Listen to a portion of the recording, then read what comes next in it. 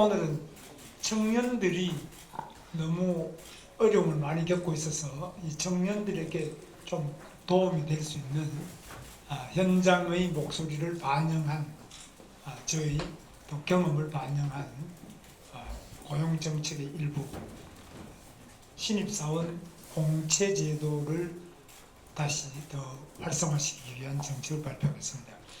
과거 대기업이 실시했던 그룹 신입사원 공채를 장려해서 청년들이 가장 원하는 일자리를 적기에 제공하도록 하겠습니다. 신입공채제도는 과거 대기업 신규 입사의 등용문이었으나 지금은 삼성을 제외한 많은 대기업들이 공채제도를 사실상 폐지한 상태입니다. 청년들과 대화를 해보니 현재 대기업 채용은 경력직 위주로 이루어지고 있고 신입 채용도 경력 있는 중고 신입을 선호하여 대학을 갓 졸업한 취준생들이 큰 어려움을 겪고 있다는 하소연을 들었습니다. 졸업 후 바로 취업을 하지 못하면 청년들의 앞길에 걸림돌이 될 뿐만 아니라 졸업을 2, 3년 미루는 청년들이 많아서 가계에도 부담이 되고 있습니다. 공채를 통해 신입사원을 뽑는 기업에는 법인세 감면, 정부사업 입찰 시 가점 부여, ESG 평가 우대 등 다양한 인센티브를 제공하겠습니다. 기업과 취업 준비생이 상생하며 좋은 일자리를 제공할 수 있는 좋은 제도가 될 수 있다고 생각합니다. 공채 제도는 대졸자들의 취업 시점을 앞당길 뿐만 아니라 쉬었음 54만 명이 되는 청년을 줄일 수 있다고 생각합니다. 또한 채용의 공정성과 예측 가능성을 제고하는 긍정적 효과도 있을 것입니다. 30대 그룹의 신입사원 공채 장려 정책을 통해서 청년들에게 기회의 사다리를 제공하도록 하겠습니다. 이상입니다. 감사합니다. 특별히 질문이나 말씀하실 거 있으십니까? 예. 네. 요거 관련해서 마치고, 공채 마치고, 그 다음에. 네.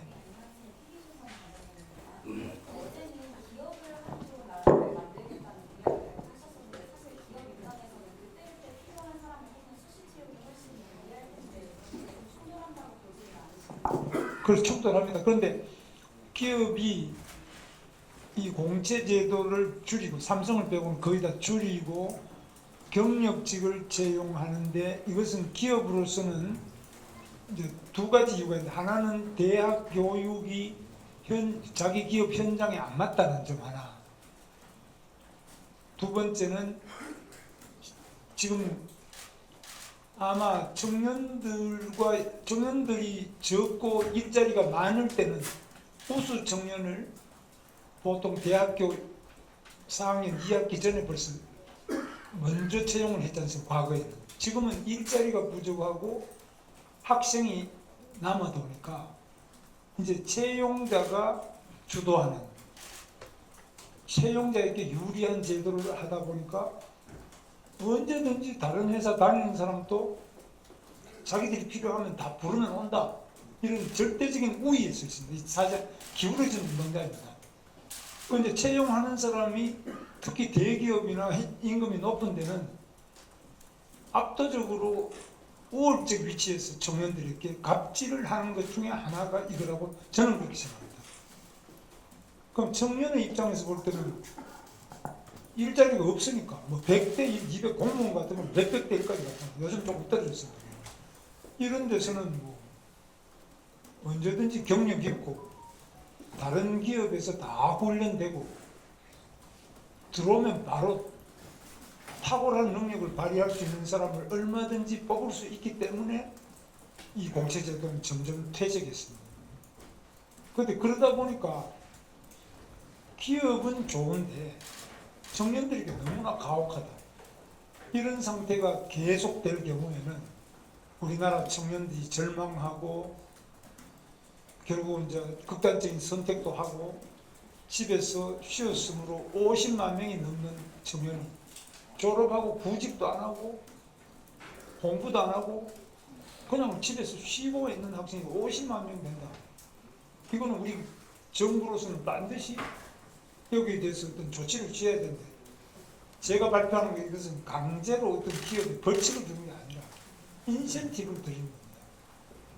그러니까 공채제도를 채용 안 하면 벌칙 준다 이게 아니고 채용하는 기업에 대한 인센티브, 뭐 예를 들면 ESG 가점 이런 것도 가점 받으면 뭐 대출할 때 대출 금리를 낮춰주거나 대출 한도를 높여주거나 또 정부 공사할 때도 입찰에서도 우위 가점을 주거나 이런 여러 가지 또 법인세를 감면해주거나 이런 거는 기업을 괴롭히거나 충돌할 거고 그거 싫은 사람은 안 합니다.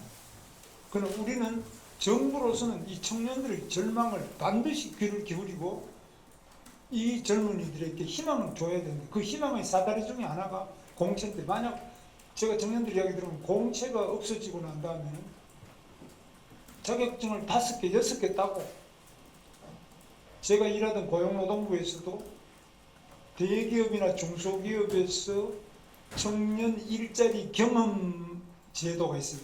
일자리 경험 제도를 받아들여서 청년을 받아주면은 여러 가지 청년 임금의 일부를 줍니다. 예를 들면 한 달에 한 100만 원 정도 줍니다. 그럼 그 기업이 보태가지고 300만 원 주는데요. 대기업은 그것도 싫다는 거예요. 중소기업은 그걸 받아가지고 적은 돈이 좀 받아가지고 청년을 채용하는데 대기업은 그거 안 받아도 청년들 오면 골치 아프다. 일도 모르고 이런 정도로 기업과 대학 교육이 간격이 너무 크고 청년은 어떤 일자리든지 있으면 들어가려고 바늘 구멍 들어가듯이 들어가려고 하고 이런 현실을 좀 완화시켜 보자는 이런 취지입니다. 괜찮겠습니까? 한 가지 말씀드리겠습니다. 예. 일세 감면과 보호 신입사원 일세 운영에 따라서 혜택을 부여한다고 하시는 건데 기업 규모에 따라서 채용할 수 있는 규모가 다를 텐데 어떻게 인원수에 비례해서 법인세 감면 혜택을 주실 건지 구체적인 방안을 법인세요? 네. 이제 구체적인 설계는 좀 더 해야 되는데 현행 법인세의 감면 제도도 여러 가지가 많아요. 뭐 예를 들면 R&D 투자를 했다든지 뭐 그 첨단 기술 분야를 어떻게 하는 이런 일정한 감면 제도가 있는데 청년도 우리가 얼마나 많이 채용했느냐 공채 제도로 채용했느냐 하는 이 숫자로 가지고 우리 고용노동부에서도 주는 그 여러 가지 시상이 있어요. 대통령 훈장부터 시작해 쭉 드리면 그 등급에 따라서 일정한 혜택이 감면 혜택과 법인세 감면 혜택과 여러 가지 그런 게 있는데 제 생각에는 앞으로도 기본은 감세 기업이나 어떤 국민들에서 저희 캠프는 기본적으로 감세 정책을 계속할 겁니다. 그럼 요즘에 세금 안 들어오는데 감세 계속하면 살림 어떻게 사냐? 감세는 기본 방향이고 근데 이 법인세 부분을 어느 부분에 어떤 구간을 어떤 명목으로 줄 수 있냐는데 공채 제도를 해서 청년들에게 취업 기회를 보다 예를 들면 공채를 뭐 1월달에 한다 이러면 대학 졸업 전에 채용이 되잖아요. 근데 지금은 이게 채용식이 없어요. 대학 졸업해도 기약이 없으니까 계속 졸업 안 합니다. 졸업하고도 계속 방황을 하고 다니고 그것이 쉬었습니다. 이 쉬었음의 지표는 한국 청년들에게 아주 끔찍한 적신호 빨간 신호가 끔찍하게 들어오고 이 숫자가 계속 늘어나고 있는데 이거를 주목하지 않고 청년 이야기하는 건 안 되죠. 예, 저 정책총괄본부장님 잠깐 보충 제가 하도록 하겠습니다. 조세특례제한법이라고 있습니다.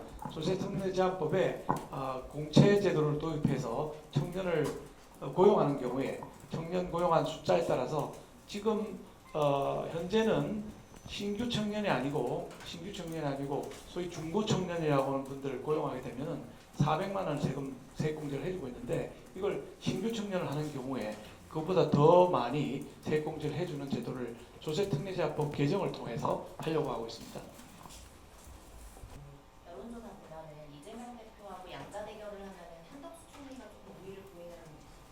대상인데 어떤 점을 그래서 보시는지랑 앞으로 이제 뭐 그거는 한덕수 권한대행께서 뭐 여러 가지 지표가 좋게 나오는 것은 좋은 일이고요.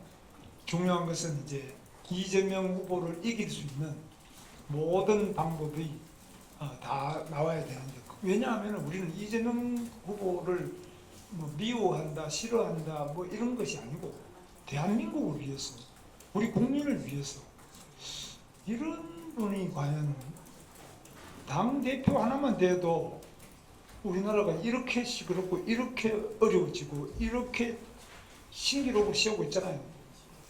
지금 뭐 탄핵 수십 번 계속한다, 특검 계속한다, 온갖 악법을 다 만들어가지고 기업이 다 해외로 빠져나갈 수밖에 없다, 온갖 거짓말을 다 해서 세상이 혼란스럽게 되는 이 불행한 현실을 막기 위해서 누구라도 지금 많은 분들이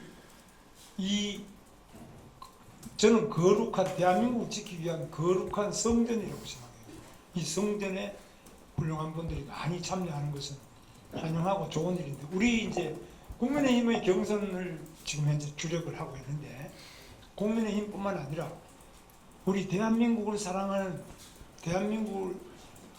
모든 대한민국의 애국 세력이 모두 합쳐서 이 나라를 구하고 국민을 지킬 책임이 있다.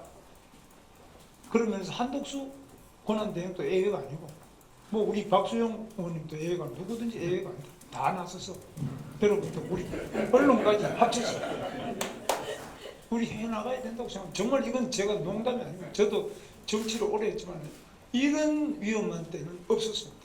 대한민국이 정말 절체절명한 국가적 국민적 위기에 처해 있습니다.